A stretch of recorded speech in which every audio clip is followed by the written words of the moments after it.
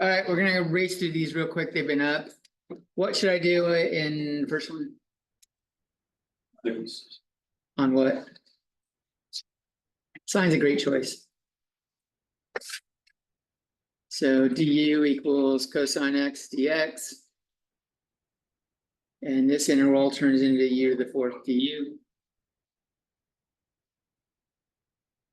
And we get 1/5 u to the fifth plus c. Don't forget that sumbitch. And we didn't start with u. We don't end with u. 1/5 sine to the fifth. C.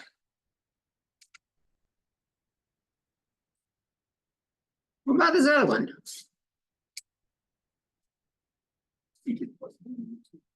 Let u equal the bottom.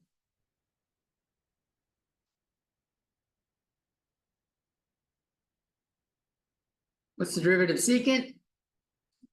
Secant tangent.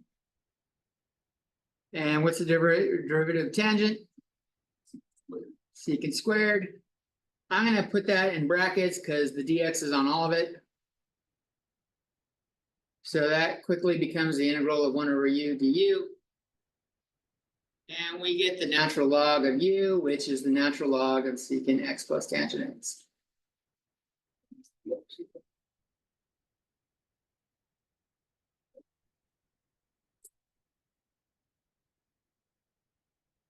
Guess what 7.3 is on, for those of you that haven't looked ahead and didn't attend the SI session? It's on crazy trig function integrals. So 7.3 is on integrating trig functions.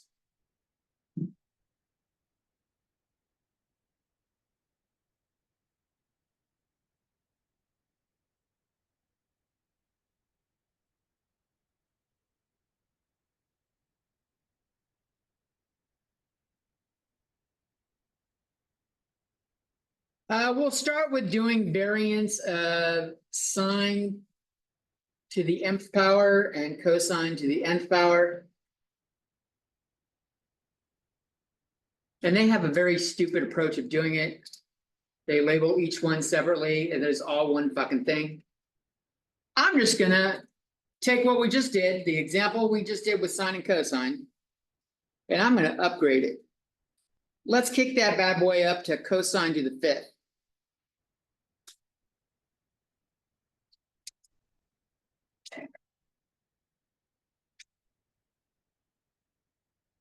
We still got to take a similar approach. There's going to be a way that we can do a u sub. And it's important to look at where you're going. If we did u, we're going to have du as cosine. So we need to have a cosine present. Or I'll say w for the other option. W would be cosine and dw would be negative sine. So one of them, like if I tried it with u, I have to strip off a cosine, make this sine to the fourth power x, cosine to the fourth power x, cosine x dx, so that this can be my du. Or I can try to do it where I strip off a sine, doing w, and I'll need two negatives. Maybe 9 negative sine to the fourth x. Nope, third x, because I need to strip off a sine. Cosine to the fifth x. And then I'd have negative sine x dx.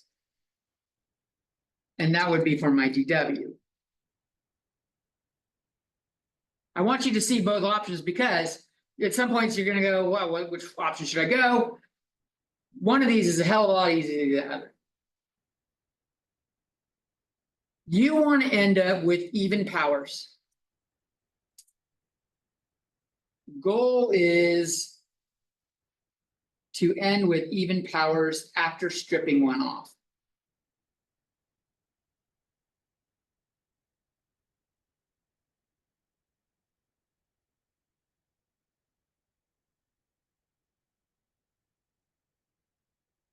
So make your U sub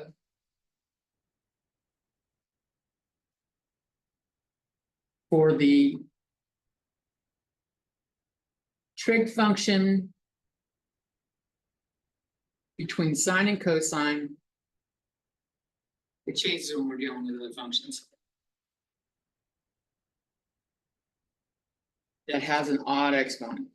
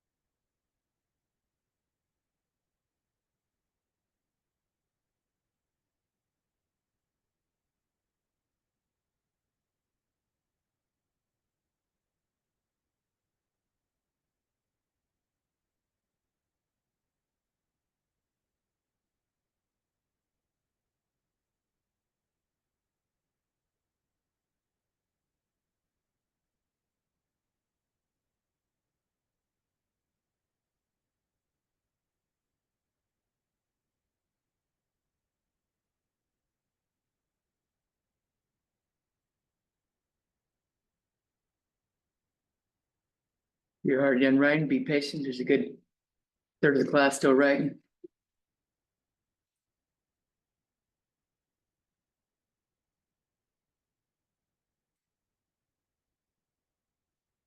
But you can start thinking ahead on what we want to do. So I'm going to rewrite the original problem, show that we pulled off a cosine x.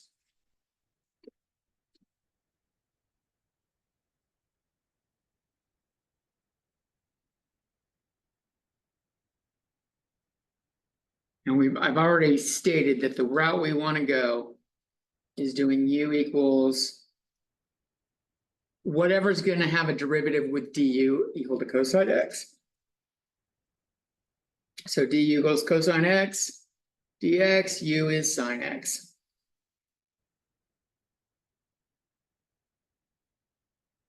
Which means I'm going to have an integral of u to the fourth. This turns into du. What can I do with this?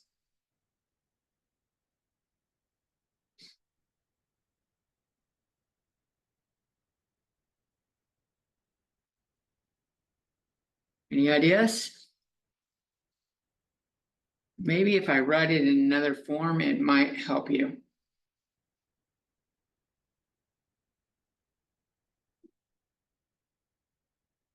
We can make that say in terms of u, right? We can, but there's a step before this. Because our u's are in terms of sine. Don't. There's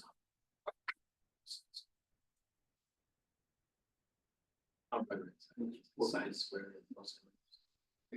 That's what it, well, equals cosine squared plus sine squared x equals 1. Oh, yes. We're going to use that. So cosine squared is 1 minus sine squared. Squared. That's my cosine to the fourth. Which means this is 1 minus u squared squared.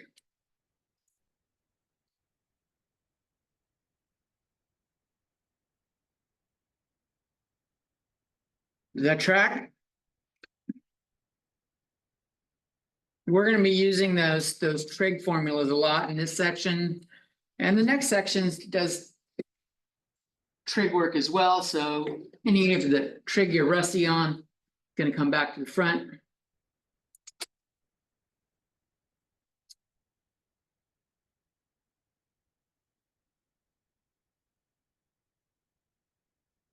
This is your Pythagorean formula. This is a squared plus b squared equals c squared for a unit circle.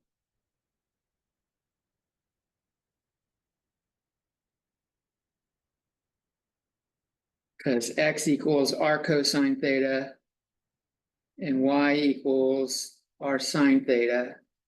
But when on a unit circle, r equals 1.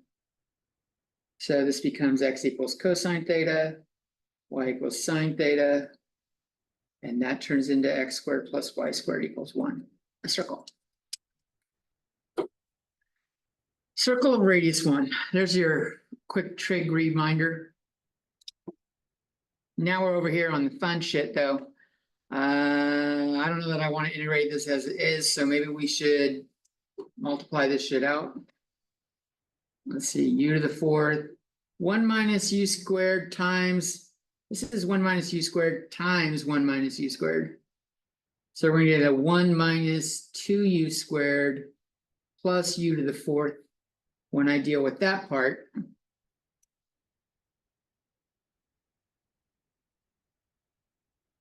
And distribute that in, I've got, rearrange it, u to the eighth minus 2u to the sixth plus u to the fourth du.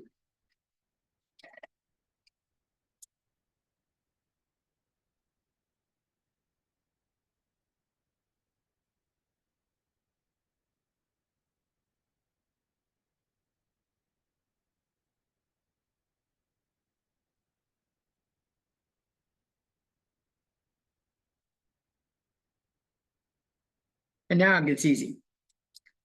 This is just a polynomial. So we go up a power, divide by the power, up a power, divide by the power, up a power, divide by the power. And then we got to remember to stick our u back in.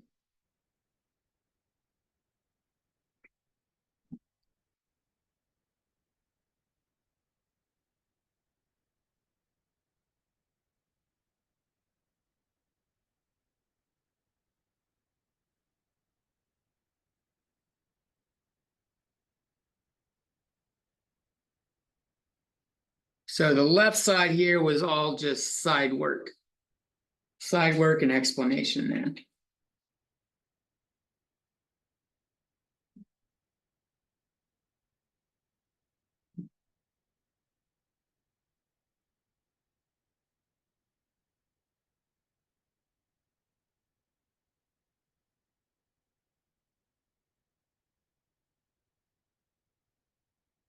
Any questions?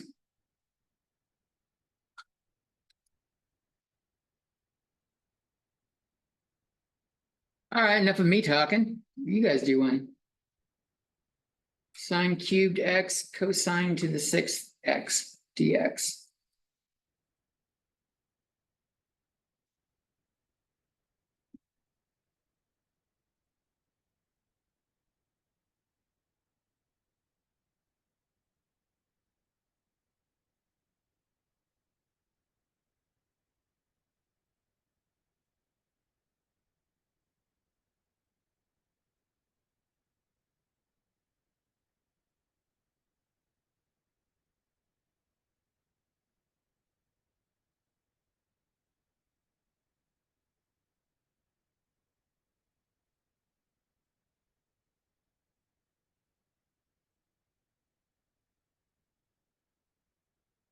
If you look in the textbook on how to do this, it's going to give you this god awful fucking formula that has an integral, and it's almost like doing the integration by parts. But it's like, and you end up with a trig function that's 2 degrees lower in the integral, and you got to keep going. But it all boils down to doing this, making one of these types of substitutions. Either doing 1 minus sine squared for cosine squared, or doing 1 minus cosine squared for sine squared.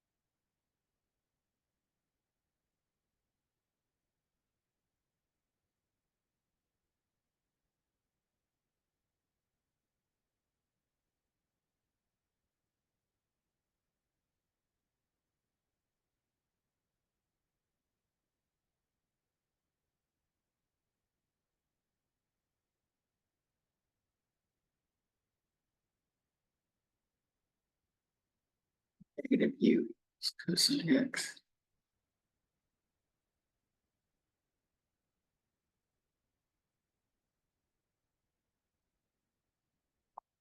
We're gonna put the negative there. Negative du equals negative sine x dx. There you go, that looks pretty good. Let's throw a negative in up there. Put a negative out front to counter it. If you're still working on it, don't let me distract you.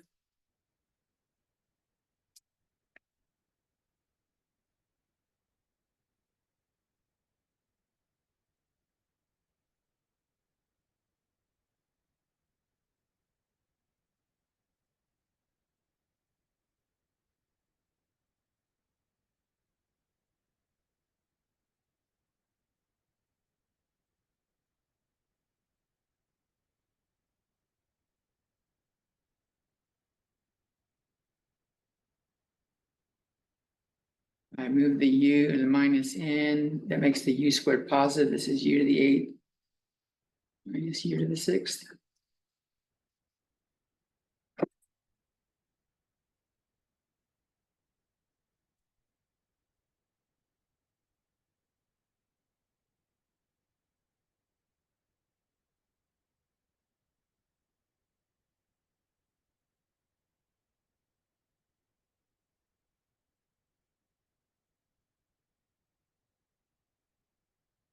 So that is the path I would take.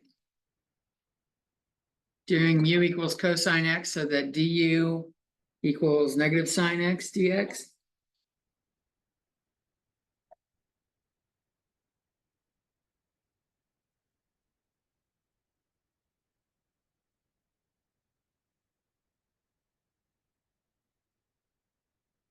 Well, du equals negative sine x, the way I got it going there. And that has a minus out front. Get rid of that a little bit better.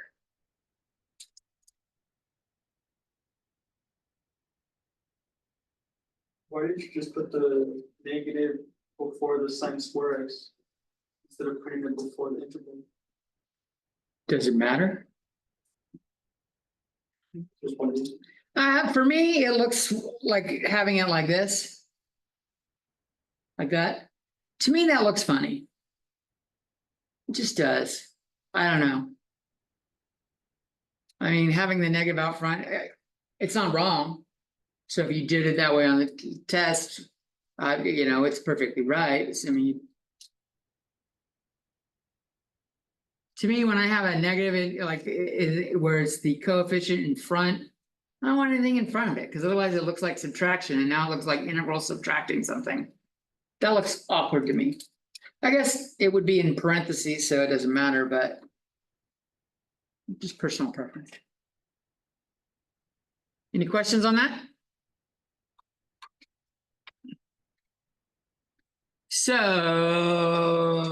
when we have one of each, they're both odd.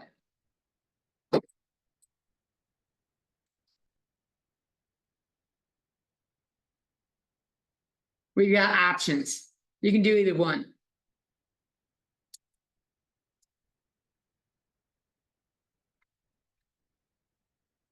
In fact, why don't you guys follow the path? Which path do you guys want to use? Do you guys want to do u equals sine x or u equals cosine x?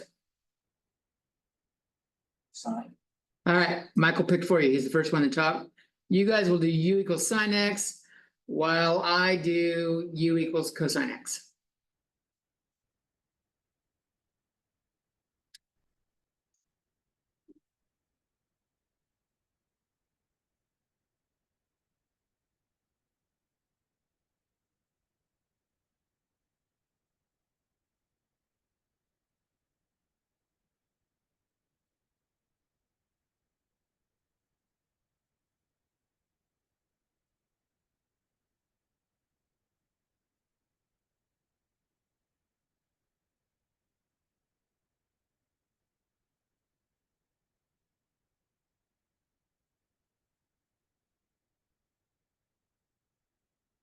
I think you guys chose wisely.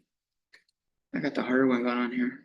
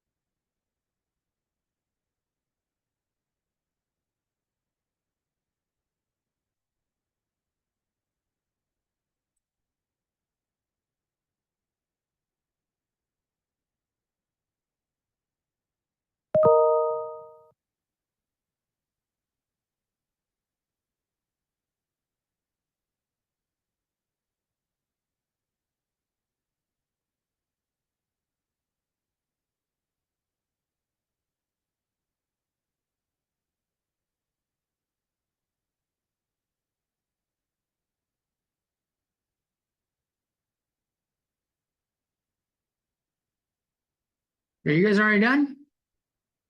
You guys should be doing the U equals sin x while I do this one. You're already done? No, you clearly got the easier fucking path. No negatives, they have to square the one there. So 2, 6 would be 1/3 u to the 6th.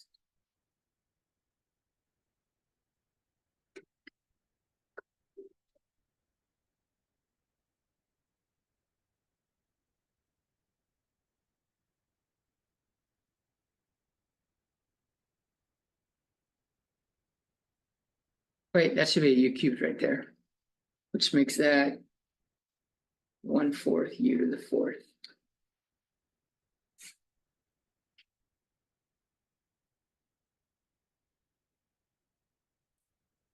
Now, I'm sure you got a completely different answer. What do you get when you take the sine approach? It's- 1/6 sine to the 6th, then what? Minus 1/8 sine to the 8th. Plus. There's a constant. Oh, yeah. So presumably, are these two equal? Probably. Well, we integrated to get them, so theoretically, if we took the derivatives of them, we should be able to, they should equal the same. I don't know, let's try it. If I take the derivative of this, I have sine to the 5th x cosine x. We got a chain rule going on here. And here I've got minus sine to the 7th x cosine x. That's yours. And we're saying this should equal, if I do this, maybe I need another line here. Negative, oh wait, take the derivative. I've got negative cosine to the 7th x times negative sine x.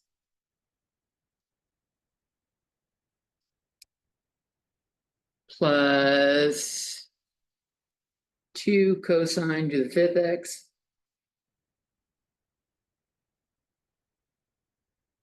times negative sine x. And then minus cosine cubed x times negative sine x.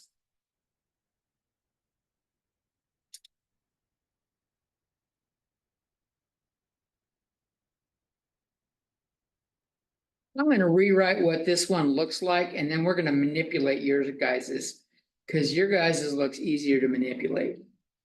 And we'll see if we get the same thing.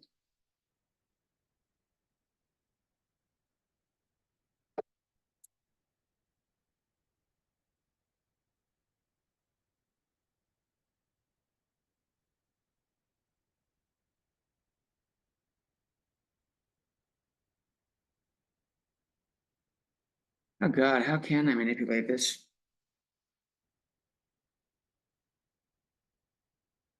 Well,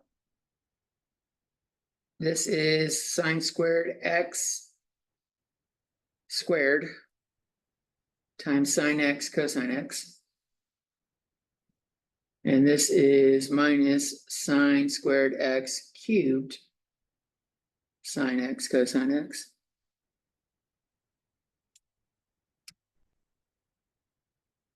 And I want to end up with high powers of cosine, so we're going to switch to cosine squared in here.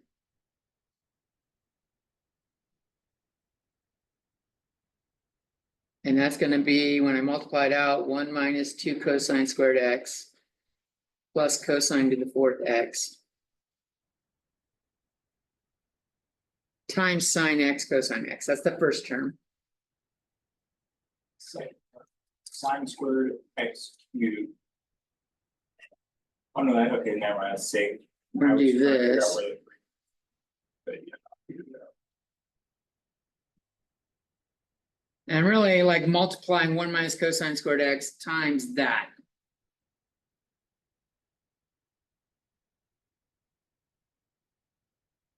If I had a minus b cubed, that is a cubed minus 3a squared b plus 3ab squared minus b cubed. So if I apply that here, a is 1 and b is cosine squared x. I've got minus 1 minus 3 times b is cosine x plus 3 times cosine squared x minus cosine cubed x. And that's all times sine x cosine x.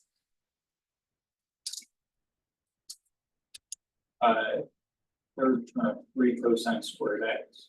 That's 3ab squared, right? So Yeah, but the a is just 1. And oh, so that one should be 4, and the other one should be 6. and then the first one still cosine squared. Right, I didn't have the fucking square. I just fucked every single term up there. That's champion work right there. But all in the exponent. All right, so let's distribute. I've got a sine x cosine x. And then I've got a minus 2 cosine cubed x sine x. And then I've got a plus cosine to the 5th x sine x.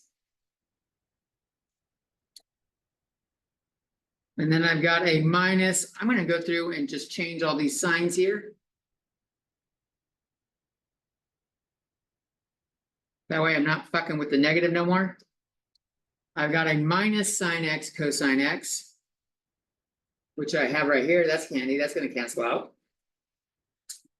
And then I have a plus 3 cosine cubed x sine x. I have a cosine cubed and it's sine right there. I'll stack it underneath that one. And then I've got a 3 cosine to the 5th x sine x. And then I've got a cosine to the 7th x sine x. I don't see how this is going to equal that because I only had 3 terms here. What the fuck happened? Oh, wait, that's true. These cancel. And I'm left, if I add these up, I can do them vertically the way I wrote it. I have cosine cubed x sine x. And I have 3 cosine to the 5th x sine x. 3. Or, yeah, I'm good at adding too. I'm the full package deal on math. That's there. That's there. And I'm wondering if I fucked up a sign somewhere in here. Because that's got the right powers, Minus. but the wrong coefficient. So. If this was a yeah, minus, that should be minus. If you look back, you just wrote minus above the plus sign. all right, that is a minus.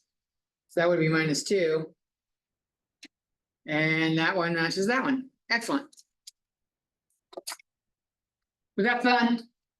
Because that's a good trig practice right there. Yeah. You're not going to forget the 1 minus sine squared shit now, 1 minus cosine squared shit. All right. So I didn't write out the method with u equals sine x. I hope the rest of you did. And then I did the cosine x. Let's see, what am I doing next? Oh, both even. We did both odd. Let's do both even.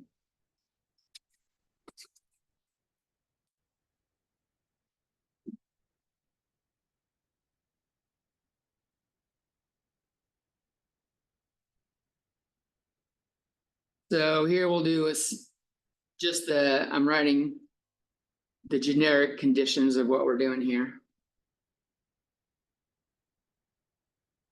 And specific, we'll do 4 and 4, just to make it easy.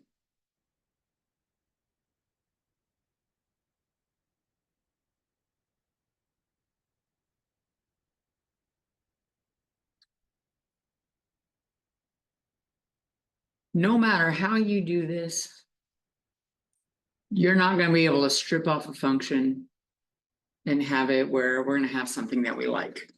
So we have to do something different. We're going to, it's called a reduction of powers. And this one is relatively easy. When we do it with secant and tangent a little bit, it is not a reduction of powers here. The idea is that cosine 2 theta, or I'll use 2x here, equals cosine squared x minus sine squared x. And if you plug in or take advantage of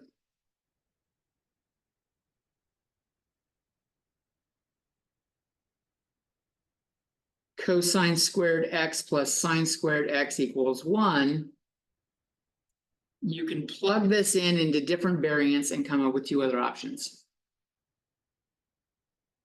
You're either going to have 1 minus 2 sine squared x or 2 cosine squared x minus 1. All of these will equal cosine 2x.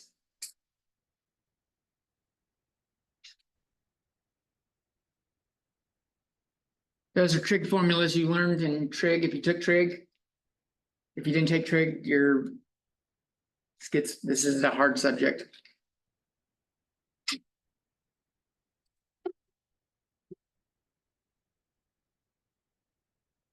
But in each case, we want to isolate the square. So here I will subtract. Actually, I'm going to add 2 sine squared. I'm going to rewrite the line. Cosine 2x equals 1 minus 2 sine squared x.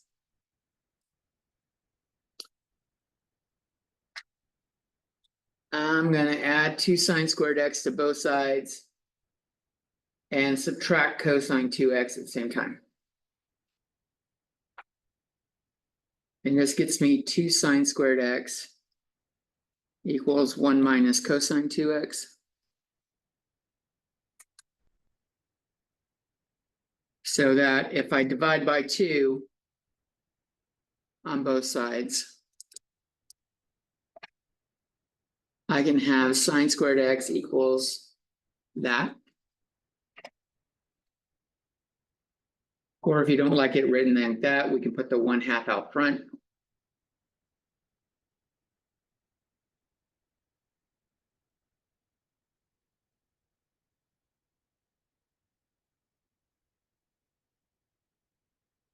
And we can do the same thing with the other one.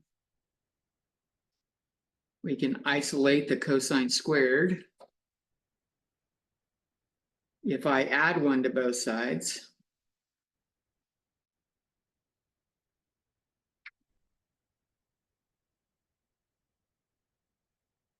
and divide by 2.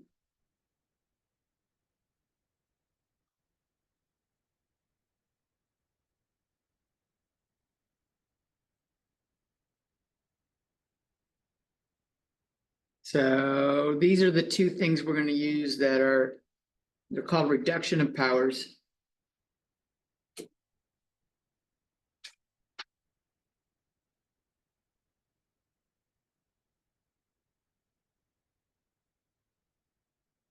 You can memorize them in that format, but if you have cosine 2x, the 3 forms already memorized from trig, it's just a little quick manipulation like we did here.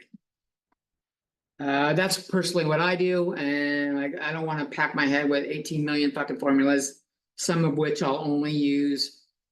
This doesn't show up that often. But these cosine, these show up a lot more often.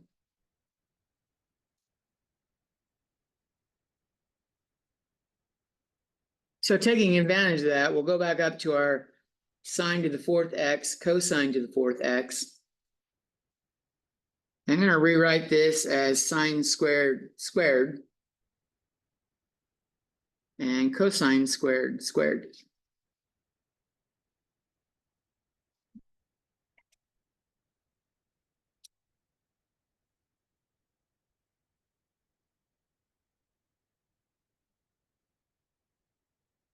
And then I'm going to use the formulas I just derived and plug those in for sine squared and cosine squared. I've got 1/2 times 1 minus cosine 2x squared times 1/2 1 plus cosine 2x squared dx.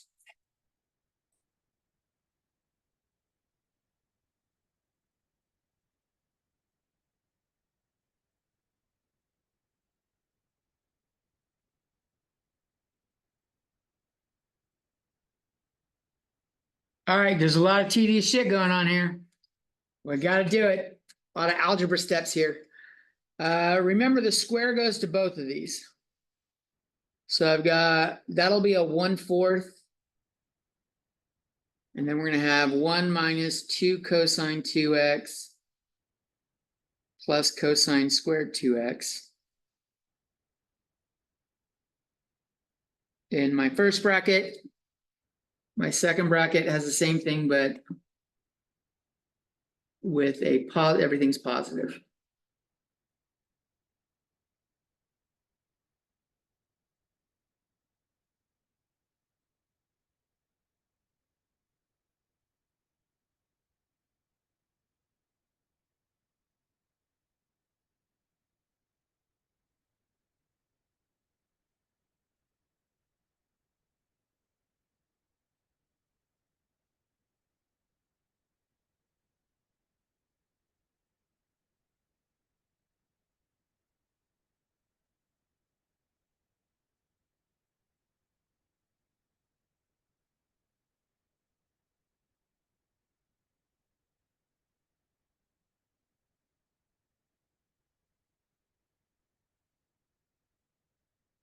Maybe I made this rough doing sine to the fourth and cosine to the fourth, because when we distribute this, we've got I'm going to put the 1/16 out front, which is the 1/4 times 1/4. I've got let's see, I've got minus 2 cosine 2x, and then I'm distributing the 1 to each of these first, plus cosine squared 2x. And then I'll distribute the 2 cosine 2x plus 2 cosine 2x. Is there a smarter way to do this? I bet there is.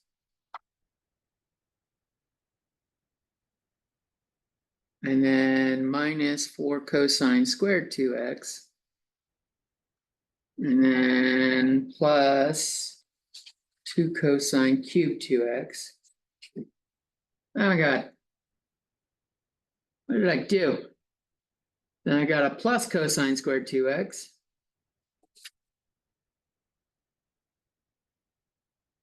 And then a minus 2 cosine cubed 2x. That's handy. I'm going to put it right underneath that one. And then I have a plus cosine to the fourth 2x. That's all a dx.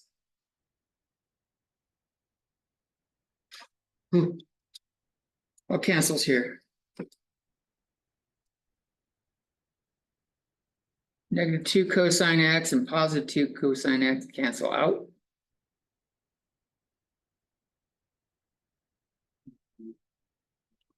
And the cubes cancel, right?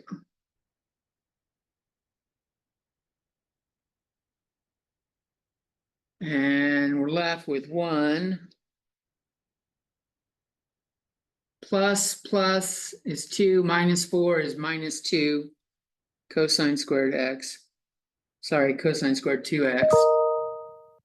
That should be a 2x there also. Plus cosine to the fourth 2x dx. Oh God.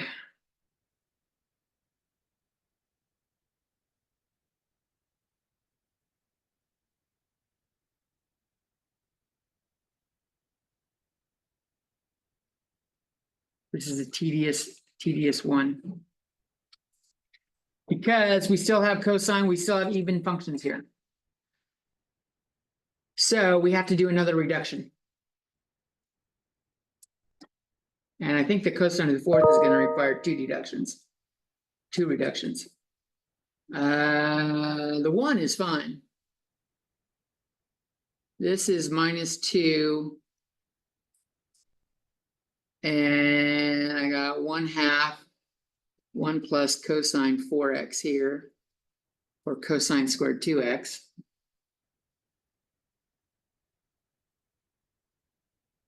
And then I've got plus 1/2 cosine 4x plus 1 squared for the cosine of the 4.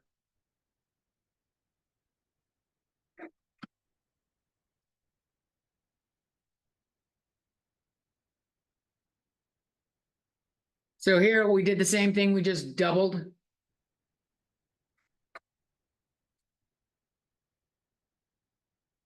This point, I just doubled this and doubled this. So sine the 2x, or x became 2x, and 2x became 4x. That formula is still going to hold true.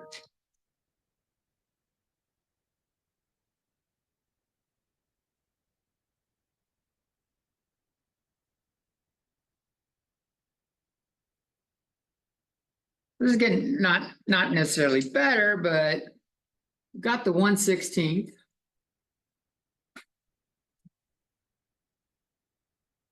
The -2 times the 1/2 cancel out, right? But I got, and it cancels out both one. Oh, maybe I better put the. Nope, the -2 is not on that one, it's just on this one. So I've got a 1 minus a 1 minus cosine 4x. I'll just start off with a minus cosine 4x.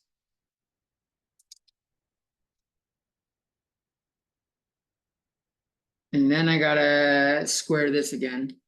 So we've got 1/4 times cosine squared 4x plus 2 cosine 4x plus 1 dx.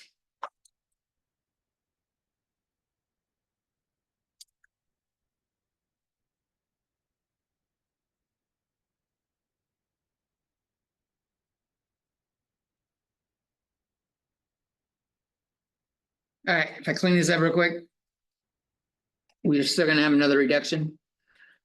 I've got a 1/4. I've got plus 1/2 cosine 4x and a minus cosine 4x gives me 1/2 cosine minus 1/2 cosine 4x. And then I've got plus 1/4 cosine squared 4x dx. Ainsley's there back there laughing her ass off at me because I chose a fucking complicated problem. She should be.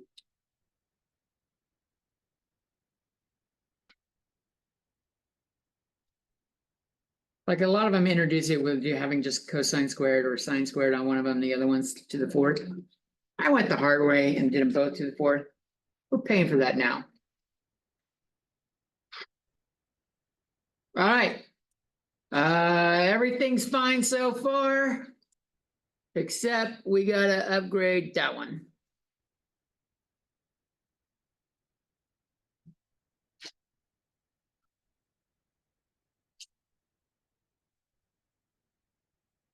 Cosine squared 4x, we're gonna do the cosine squared thing over here. But where we have an x, we're gonna replace it with 4x. So that gets replaced with an 8x.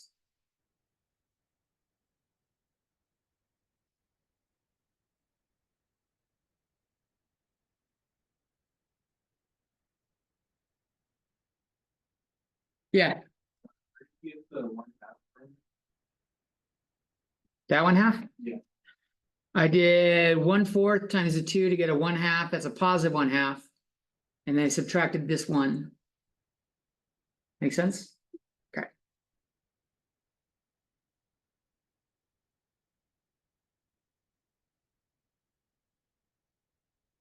Now we don't have any squares left. We're actually at a point where we can integrate.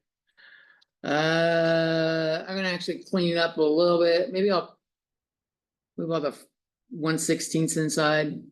This is 1/64 minus 1/32 cosine 4x. I've got a plus 1/8 and a plus 1/8 cosine 8x.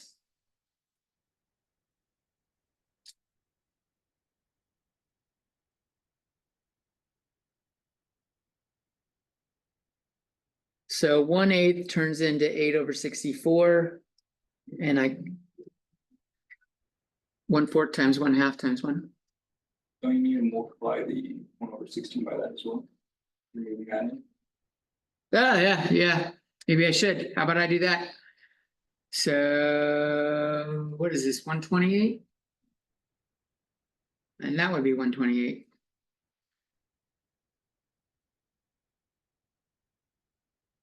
So 1/64 is 2 1/28s. And I can combine the two constants, make this 3/128 minus 1/32 cosine 4x. I haven't integrated yet. I combined the constants.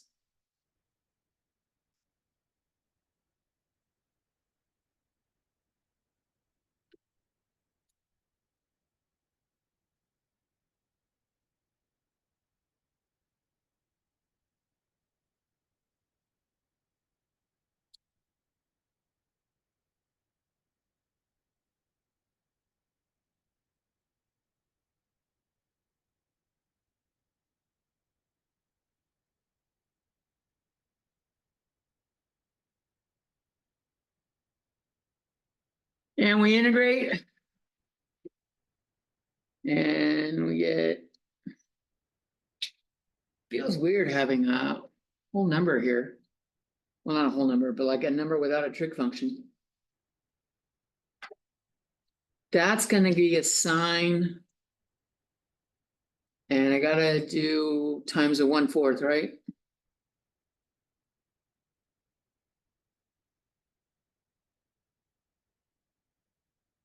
I haven't done the math yet here on that. I'm just doing the integration there real quick.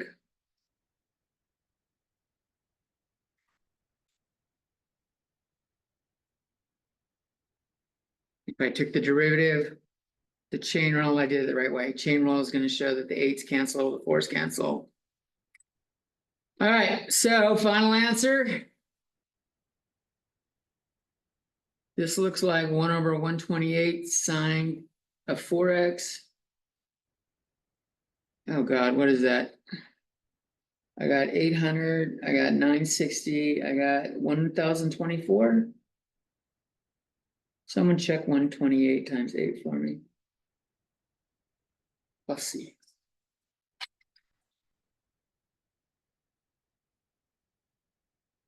Yep. Okay.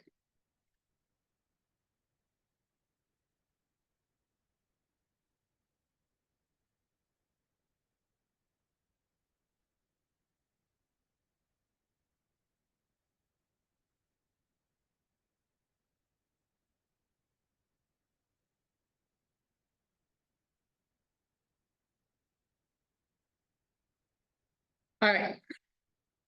That's how you're going to do any even power where they're both even, or if only one of them is even. You could do sine squared x dx the same way. We didn't have a way of doing this before, now we do. I'm not going to go through the whole thing. I'm just going to show that we would replace this with 1/2 times 1 minus cosine 2x dx, and now we're in a spot where we can integrate. Higher powers, you can do sine to the 4th on its own, you can do cosine on its own. As you can see, this process, this one is tedious. Let's take a 7 minute break. Hit pause. We got more to go.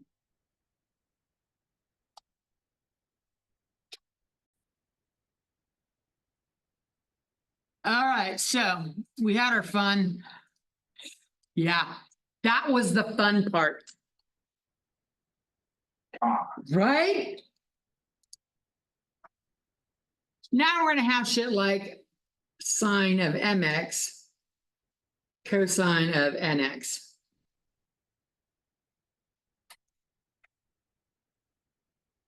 I'm gonna tell you right now, you're not gonna memorize these.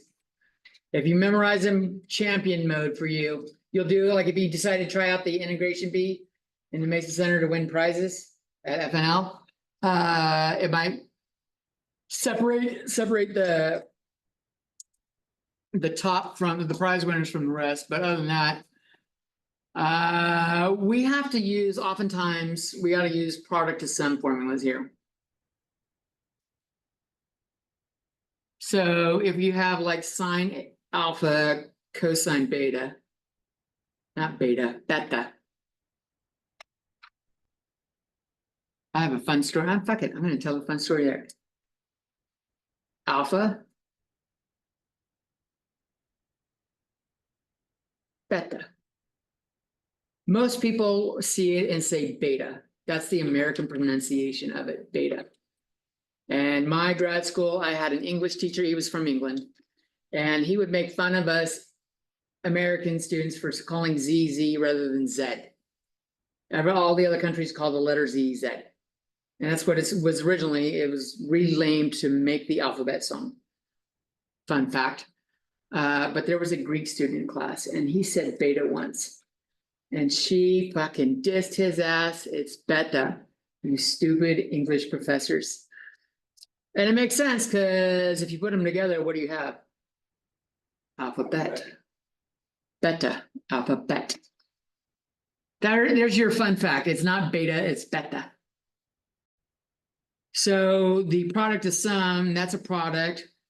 We turn it to a sum. We've got sine of alpha minus beta plus sine of alpha plus beta.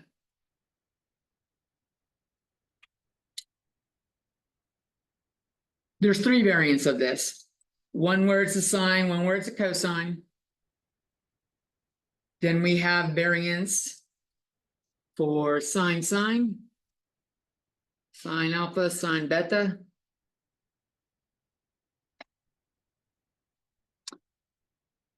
And we also have cosine alpha, cosine beta, and these two formulas are really similar. In fact, they all have the 1/2 in front. These two both have cosine alpha minus beta. And they both have cosine alpha plus beta.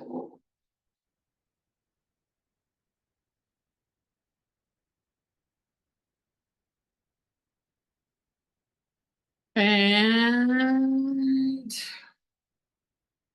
the sine one is the negative.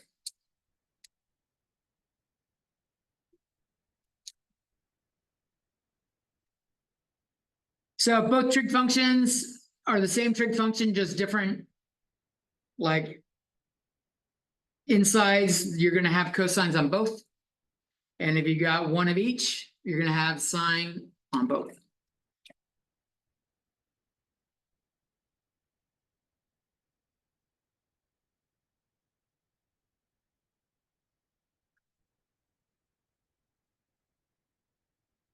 And so there's three. 1, 2, 3. I wouldn't memorize these.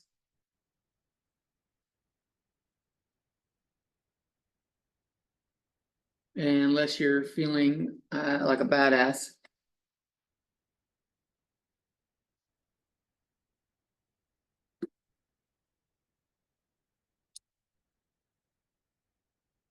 Just do an example. How do I use it? Cosine 3x, sine of 4x, dx.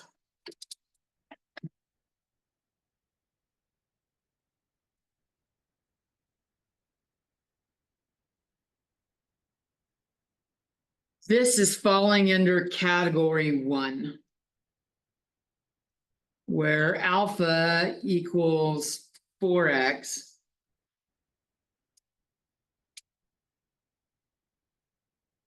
Because that's the one in sine. And beta is the cosine one, that's the 3x. So alpha minus beta is just going to be x. Alpha plus beta is going to be 7x. So you can rewrite this integral as 1/2 sine of alpha minus beta is sine of x, plus sine of alpha plus beta is sine of 7x.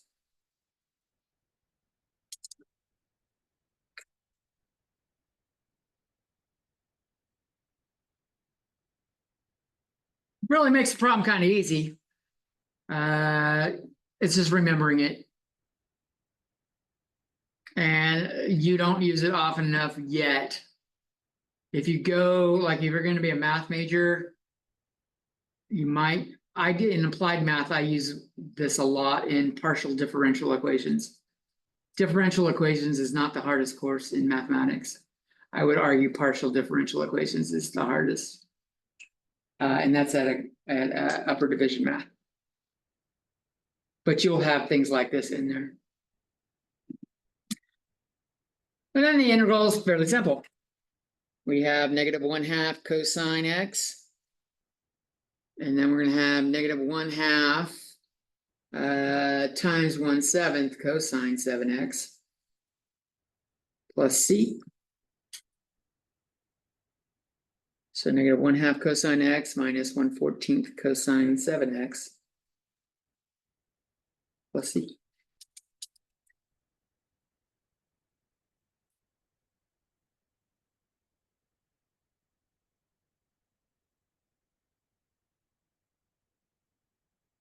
All right, you ready for the shit show? That one's not actually that bad. Because we're done with sines and cosines. What other trig functions we got? All the shitty ones. We're going to work with tangent and secant first. Because doing cotangent and cosecant do similar. Tangent to the nth power and secant to the nth power.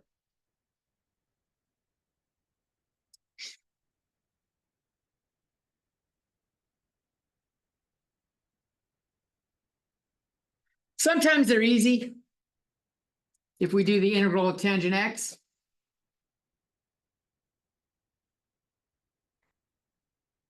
Sometimes converting to sine makes it, sines and cosines makes it easier. So we do u sub.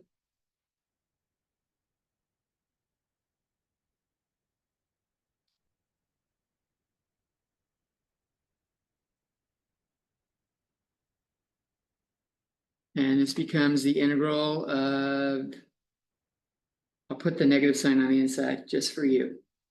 Negative 1/u du. So we get the negative natural log of u plus c.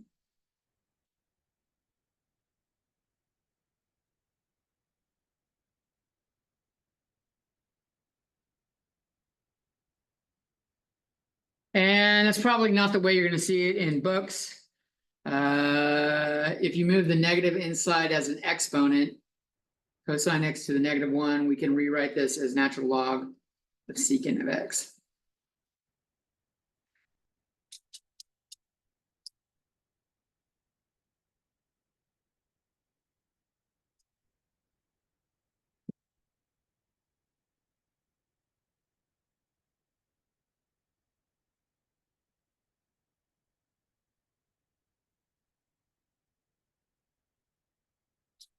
You should be able to do cotangent x similarly. I'll just point out what's going on, and we'll jump to the end result.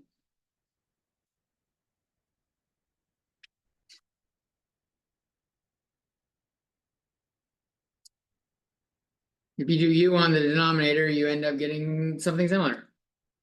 U equals sine x, du equals cosine x.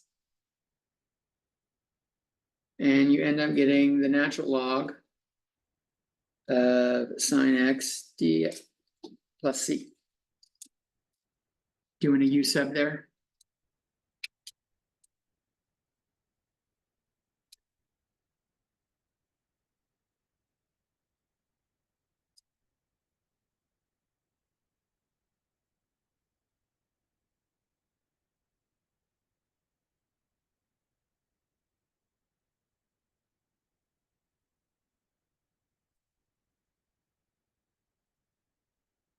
All right. Now go on to secant.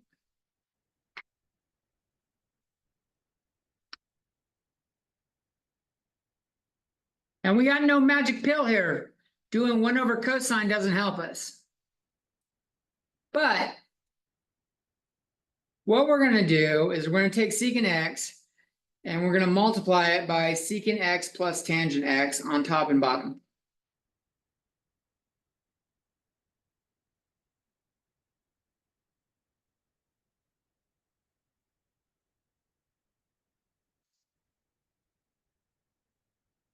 Which gets you in a form that you guys have already seen today. Because I was a sneaky son of a bitch and made you do this already in the warm-up. For those that were here a little bit early.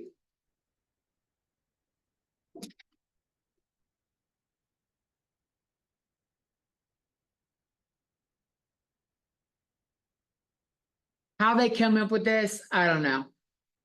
Someone was clever with this shit. But you do a U sub on the bottom. And you'll see du is the top.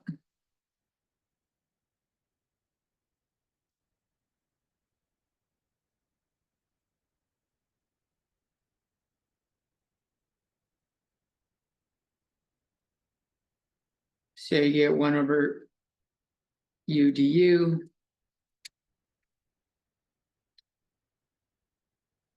Natural log of u plus c.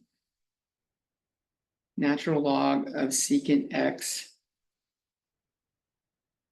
plus tangent x.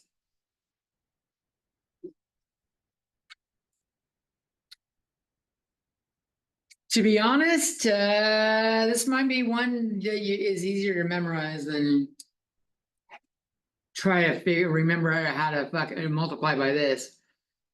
If you pull this out of your ass on it, like if this were a test question, I don't think it will be, but like if you ever see it again, pulling this out of your ass is literally pulling it out of your ass.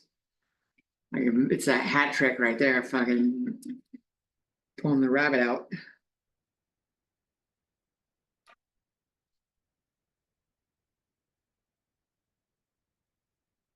And if you do cosecant x, we'll jump to the chase. It follows a similar pattern. You end up with negative natural log of cosecant x plus cotangent x.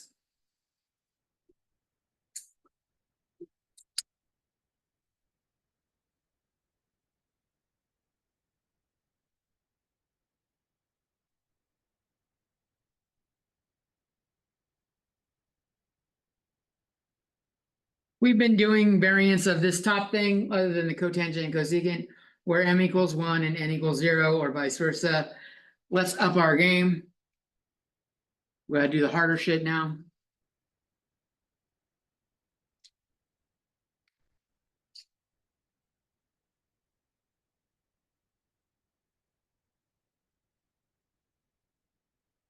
So we're looking at tangent to the nth power x, secant to the nth power x dx. And to help us with this, we're going to use cosine squared x plus sine squared x equals 1.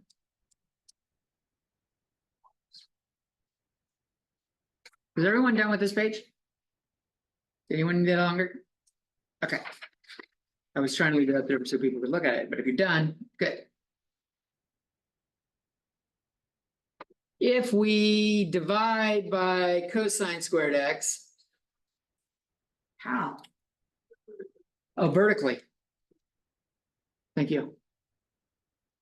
If I divide by cosine squared x, this equation turns into 1 plus tangent squared x equals secant squared x.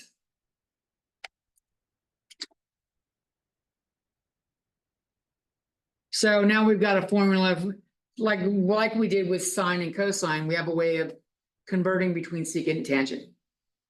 And so if I need tangent squared x would be just subtracting 1 over its secant squared x minus 1. We'll be using those.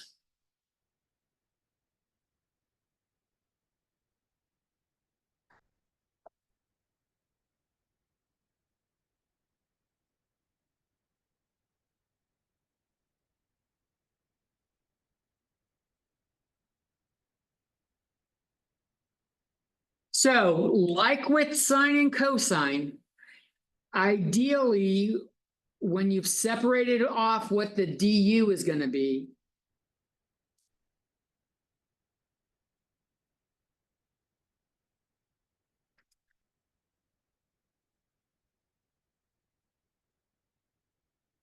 you want even exponents left.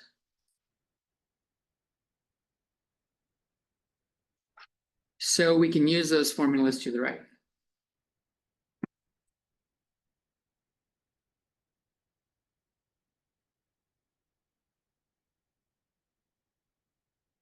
I'm going to say even exponent.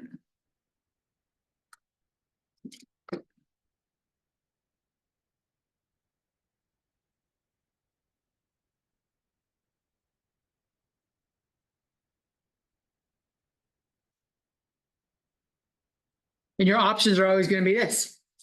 U equals tangent x. So du equals secant squared x dx. Or u equals secant x.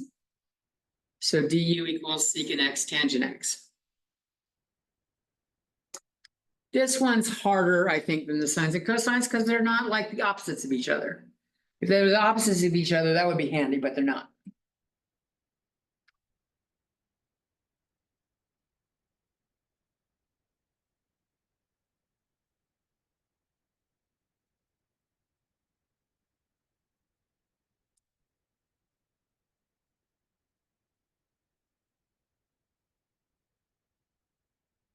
So we end up with 3 kind of cases here. Case 1 is when n is even, m is any, and n is even.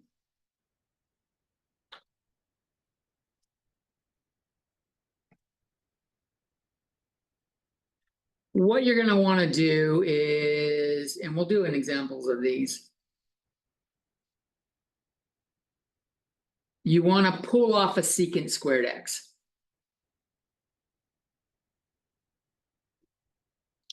This is now secant to the n minus 2x. This will be secant squared x dx. And this is our du for when u equals tangent.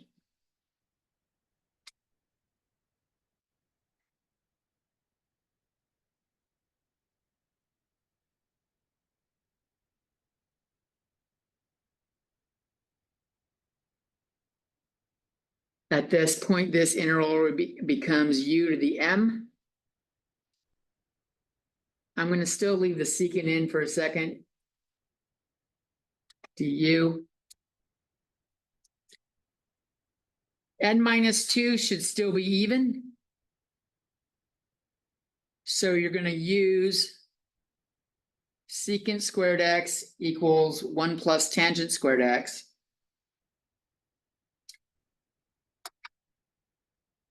And that's going to end up being 1 plus u squared. So everything of secant squared will be 1 plus u squared.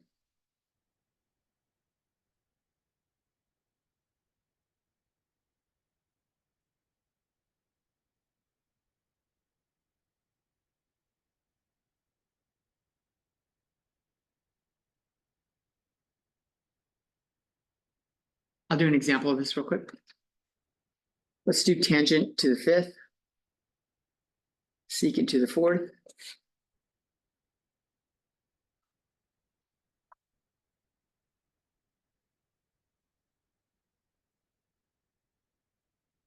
So we're gonna strip off a secant squared x. And that'll leave a secant squared x.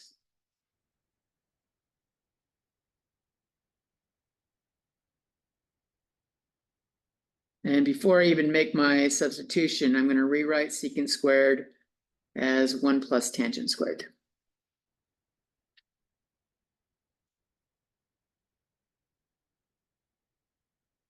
You can do that afterwards. I'm just doing it before to get it done with. We're using u equals tangent x. Du equals secant squared x. And this integral becomes u to the fifth times 1 plus u squared du.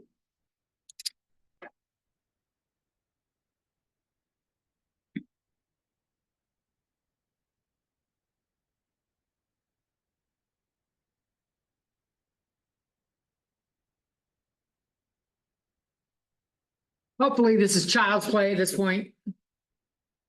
We've got the integral of u to the fifth plus u to the seventh du. 1/6 u to the sixth plus 1/8 u to the eighth. And we put tangent back in.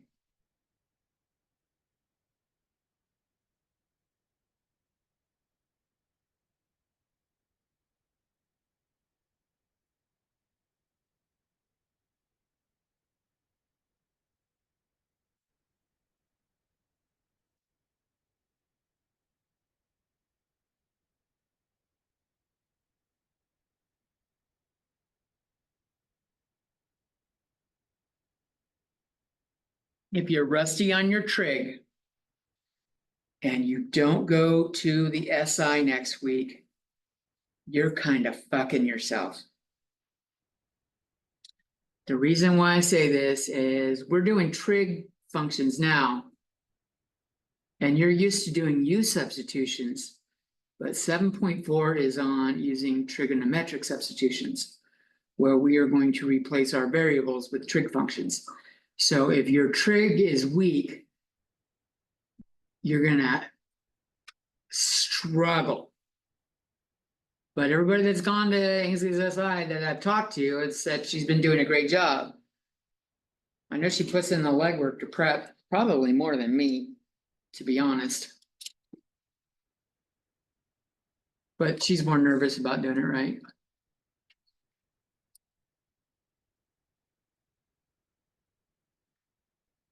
So that's when n is even, or our secant power is even.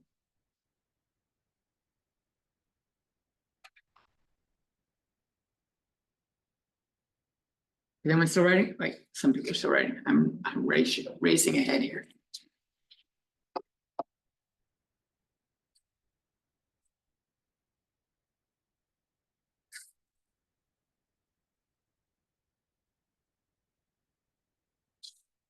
Case 2, anyone need this still longer?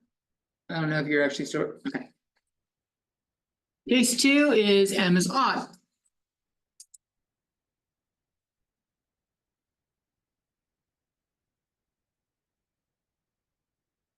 N is any.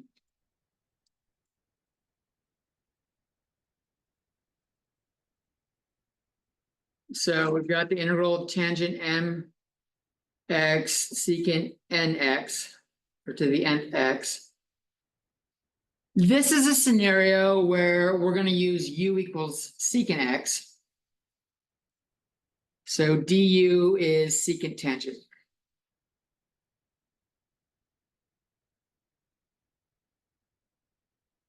Which means we need to rewrite this with a secant tangent here.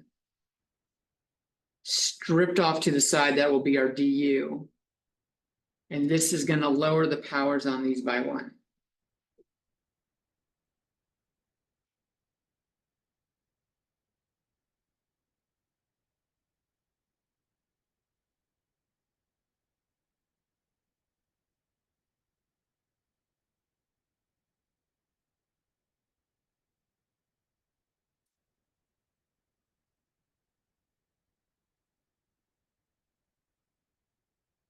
So, in fact, the example we just did had that same scenario, exact scenario.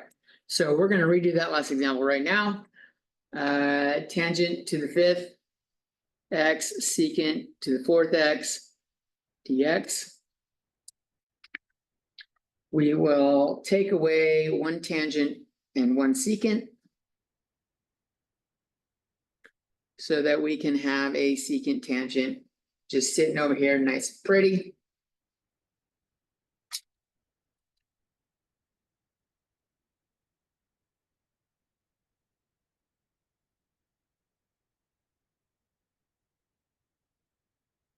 So we're doing u equals secant x.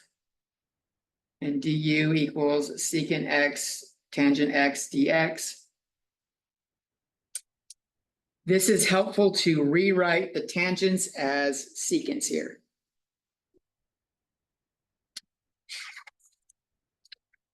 So when we did that, tangent was secant squared x minus 1.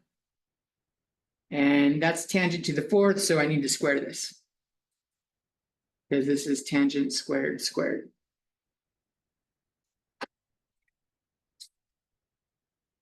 Pulling from our trig identities, then we still have the secant cubed. And we got our secant x tangent x dx.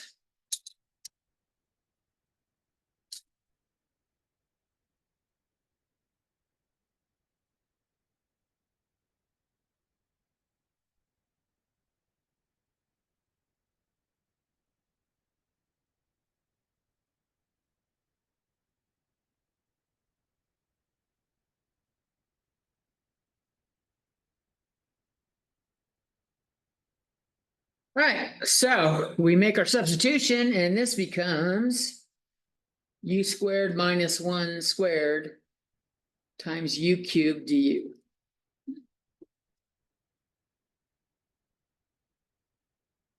If we multiply that out,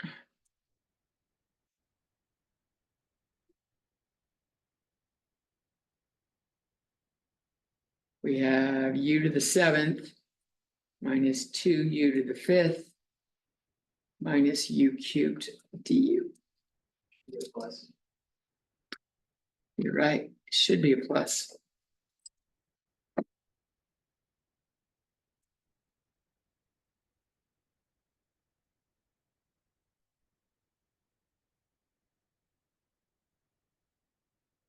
Most people are comfortable with arithmetic, so you will frequently fuck up arithmetic when you're going too quick because you'll do it and you're already on your next step.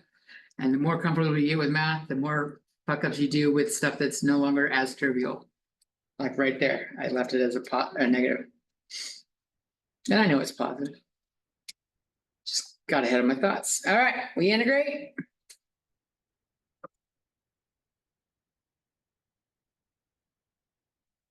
Two over 6 is 1/3.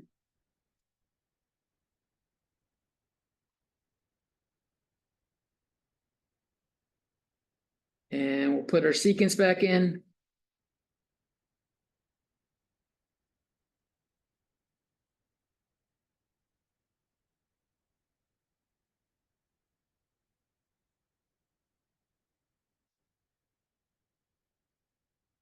And theoretically, that's the same answer as that one. How could we check it? So I'm equal to each other, see what works out. You could set them equal to each other. It might be easier to take the derivative first so that you get clear a lot of the fractions. We did this earlier when we compared our two answers with sine and cosine. I'm not doing it here. That's a long, we saw how long that fucking took. But you could compare them. So presumably it's the same answer as before.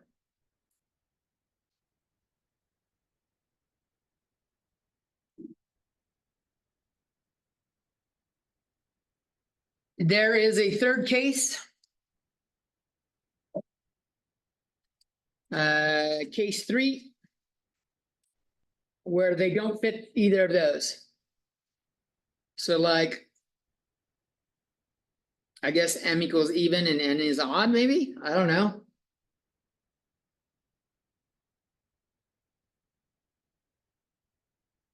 We're not going to do it. It's called the power reducing formula. If you want to see how it works, and you might have it for one of your homework questions, it's in the textbook. It gives you a formula to use, just like we did with the 1/2, 1 minus cosine 2x, or 1/2, 1 plus cosine 2x. That was a reduction of powers. We were going to do something similar with secant and tangent. It's a pain in the ass. And I would not have it on a test, but I'm sure there's a homework problem so that you can work out, see how it works.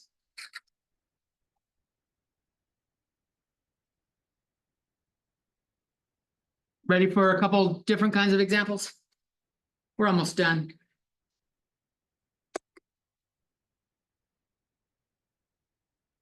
Trig substitution, that's the glory right there. Let's integrate tangent cubed x dx.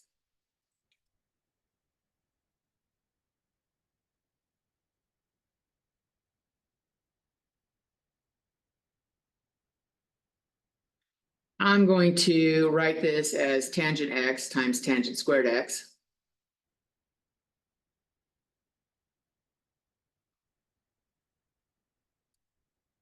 So that we can take advantage of tangent squared's identity. Secant squared x minus 1.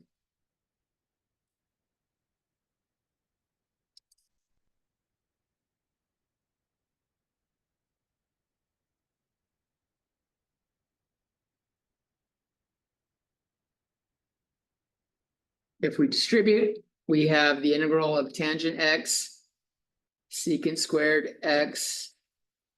And I'm going to write these as two different integrals, minus the integral of tangent x dx.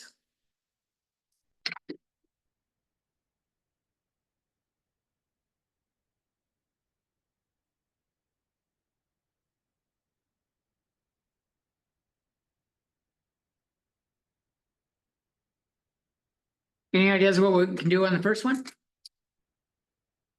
So with secant.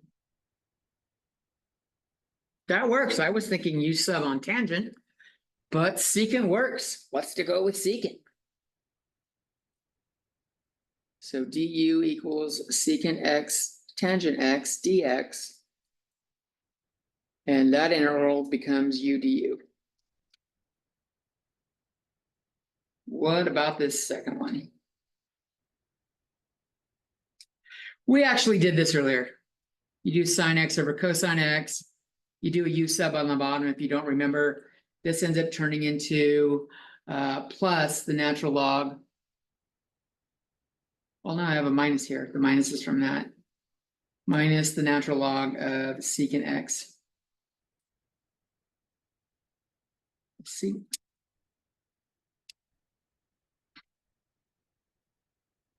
We integrate this. We've got 1/2 u squared. What I'm going to do is I'm going to make this a plus, move this minus up here as a negative exponent on secant. So 1 over secant x to the negative 1 turns into cosine x. And finally, we put our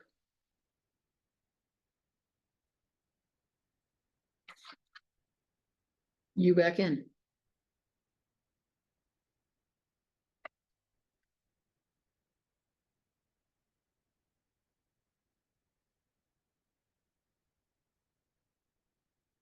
If you had done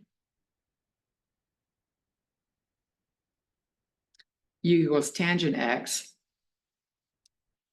you would have ended up with 1/2 tangent squared x plus natural log of cosecant x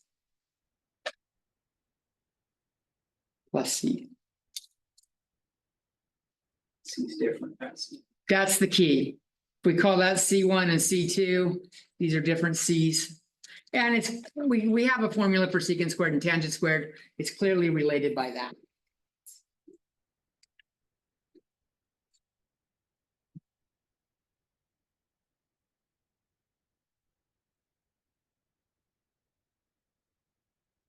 Ready for one more? Nope, people still writing. In fact, if you want to get started on it,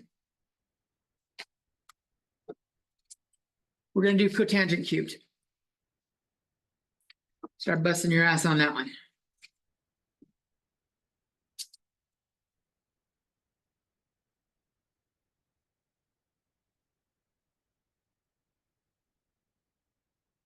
I do recommend a similar pattern though.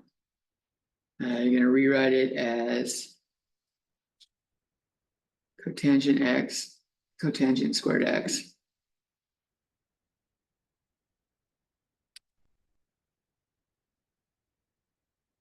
And earlier, we divided this by cosine squared x. If you divide everything by sine squared x, you get cotangent squared x plus 1 equals cosecant squared x. So that's the connection between these two.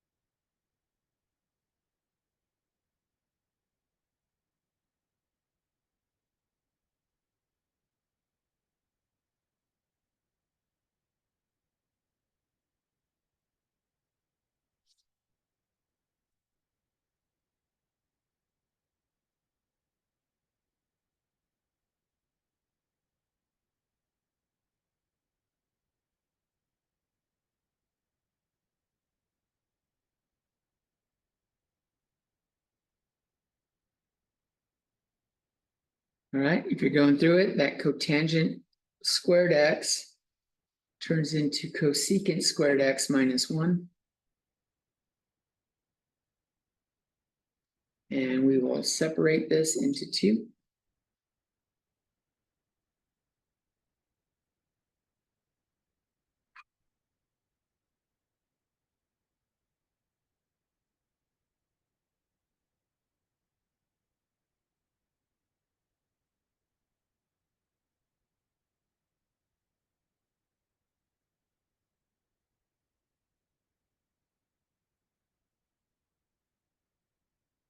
We did this left or the one on the right before. This ends up being minus the natural log of sine x.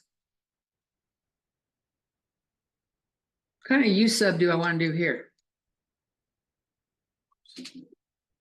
We can do cosecant. We do cosecant, what do we get? Du is minus cosecant cotangent.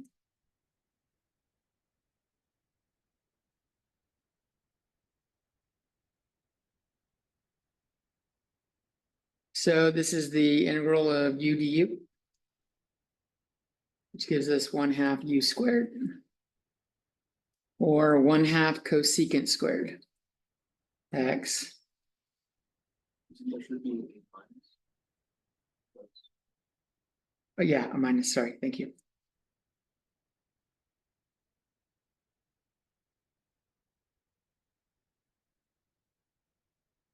And then we can do the minus up here and actually turn that into, if you like it, we often like our logs positive.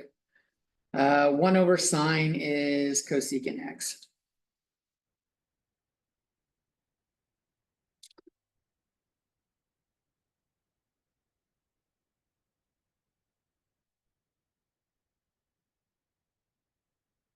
You could have done this with u equals cotangent x.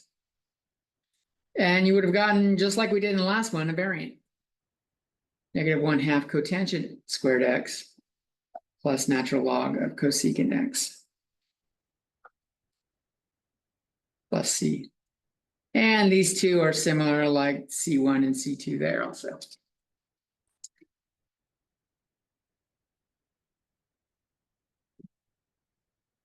Was that not fun? If your trig is rusty, I either spend the weekend going over it or come grovel before Voldemort back there on Monday and say, please help me fix my trig. Make me better at trig.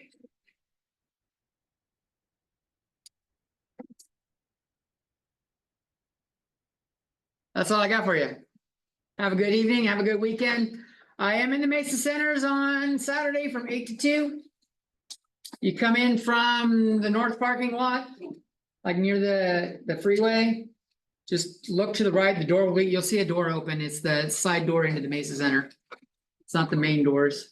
It's like going through the, if you've been to the Mesa Center, it's like going through the bridge room. But I have it propped open.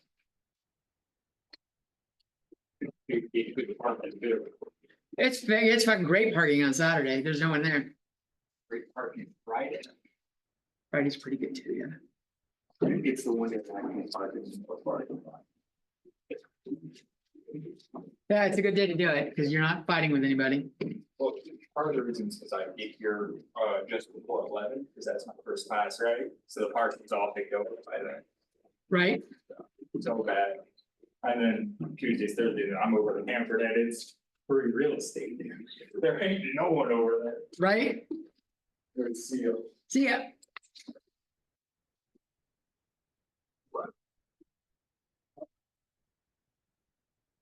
I mean, we're supposed to Monday lecture, right? Yeah.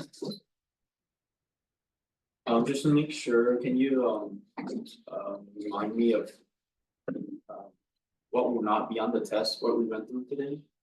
Like, what will not? If I said don't memorize it, don't, you won't have to worry about it. I don't know. I haven't made the test yet. Okay. But if it's anything that, like where I said don't memorize it or it's overly complicated, it won't be on there. I'll let you know as we get closer to the test. Okay, thank you. Have a good day, Dad.